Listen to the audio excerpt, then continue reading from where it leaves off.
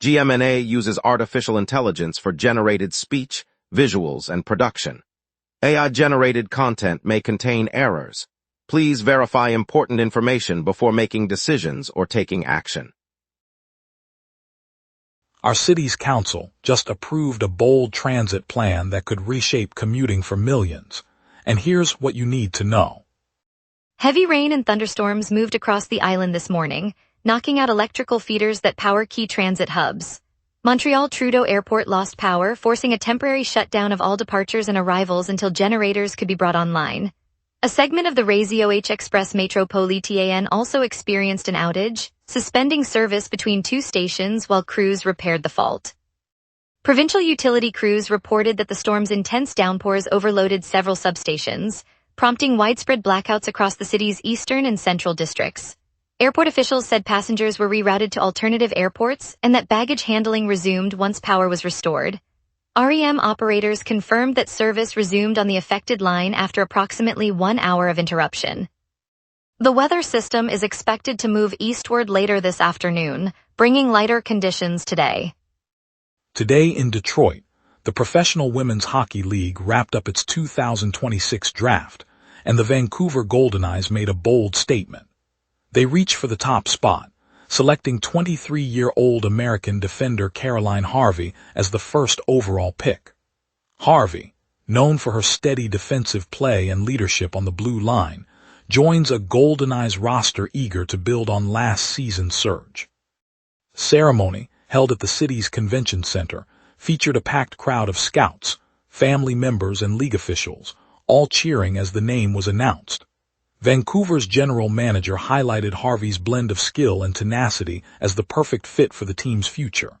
The pick marks a milestone for the league, underscoring the growing talent pipeline in women's hockey across North America. Fans across Canada and the United States praised the decision, seeing it as a sign of the sport's bright outlook. Davis Alexander, the Montreal Alouettes starting quarterback, is set to chase his 14th consecutive regular season victory Sunday as the Edmonton Elks arrive in the city looking to hand him his first loss. The Alouettes entered the matchup riding a winning streak, the longest unbroken regular season run in current CFL history. Alexander, who has not missed a start this season, says the pressure to stay unbeaten feels like a double-edged sword, but he remains focused on execution. The Elks, whose defense has improved in recent weeks, hope a disciplined game plan will finally break the streak. A victory would push the Alouettes run to 14, whereas a defeat would give Alexander his first regular season loss. Kickoff is scheduled for early afternoon at Percival Molson Memorial Stadium, and both teams are expected to field their top lineups. Today, zoo officials on the South Shore confirmed they have safely captured a kangaroo that escaped earlier this morning. The marsupial was first spotted hopping across a field near a residential area after a passerby reported it roaming free. Teams from the local zoo responded quickly, cordoning off the area and using a humane trap to secure the animal without injury.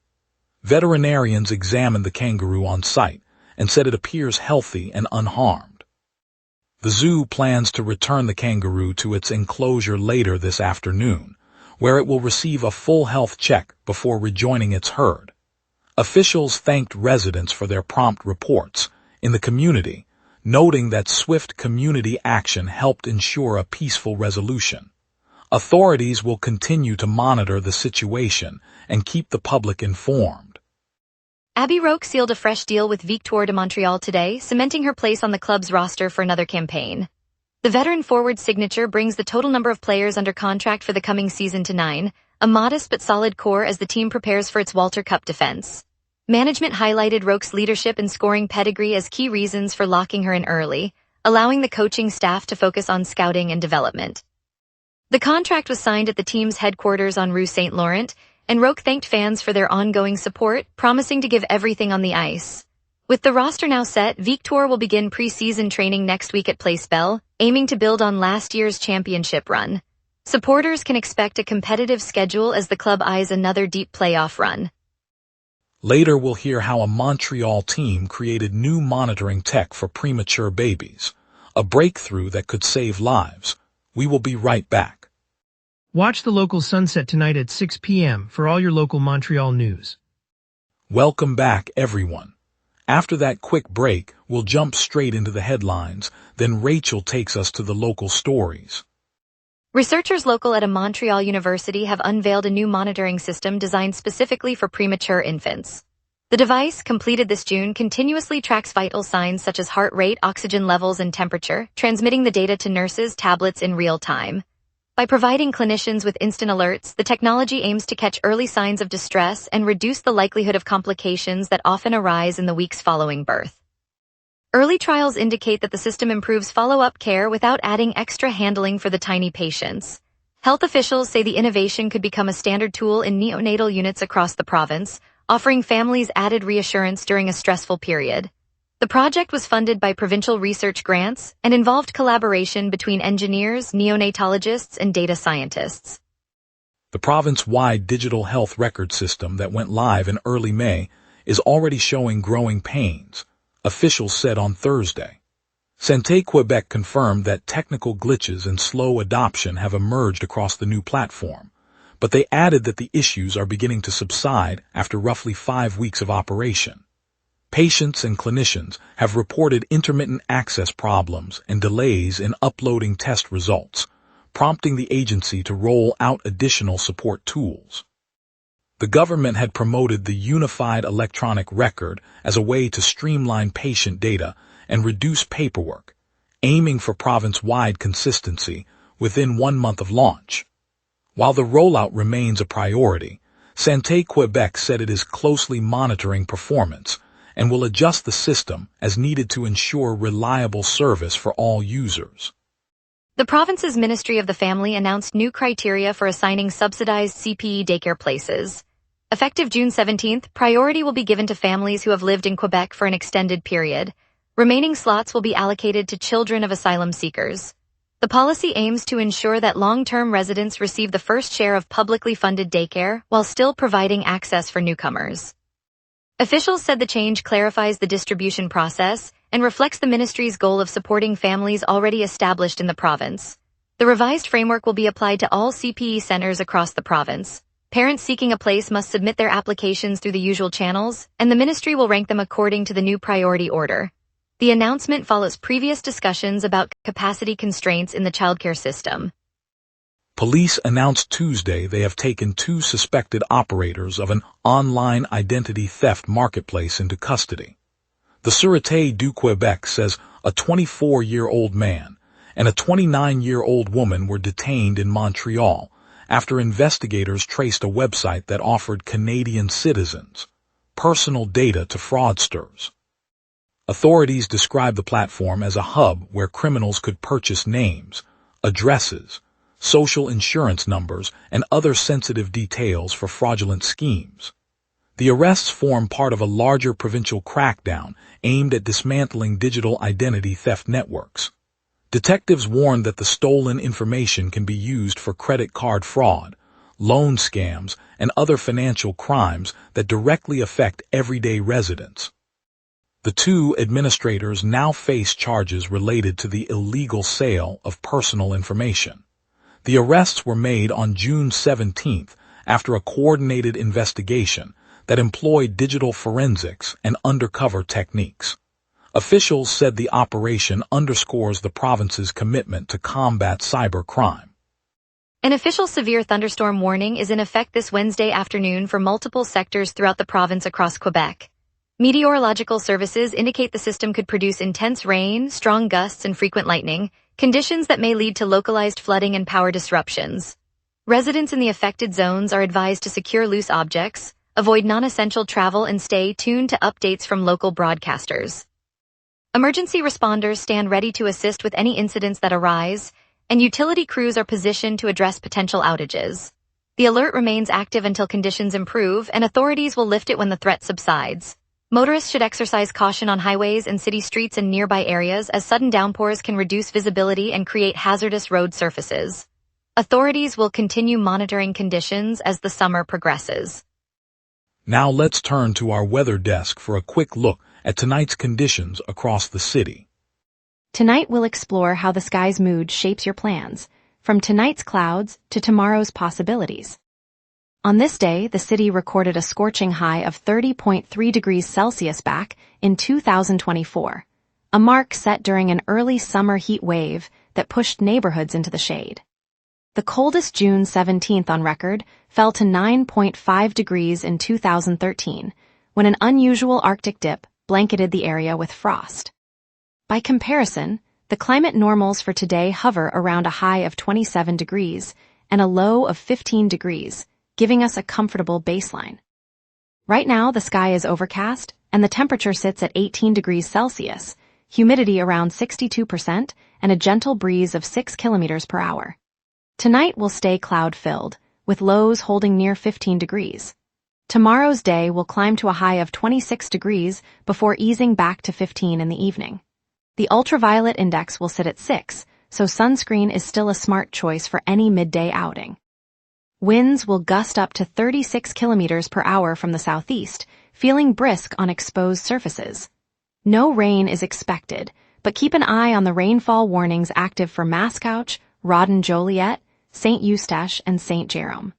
Stay safe and enjoy the night as we roll into the next segment. Looking ahead, Thursday will bring a cooler high of 23 degrees and a low of 15, but rain will dominate with a 100% chance, so keep those umbrellas handy. Friday eases slightly with a high of 21 and a low near 15.